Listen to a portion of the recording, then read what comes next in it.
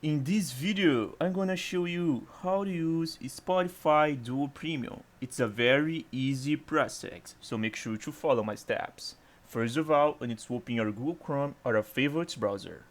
After doing that, you'll be able to see the Google page right here. You just need to locate the search bar and search for Spotify Duo Premium and click to search for it. Now you'll be able to see all the results of your search. So you can click this link right here to check more information.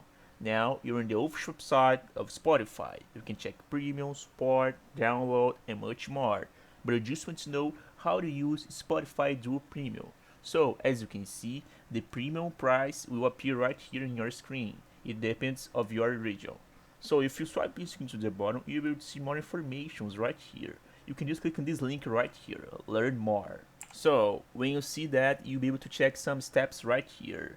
So first of all, you and your Duo have to live in the same address to do that.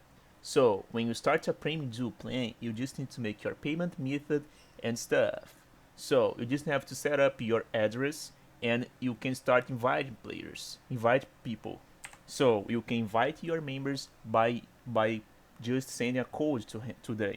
So you can send the code by using your WhatsApp or email.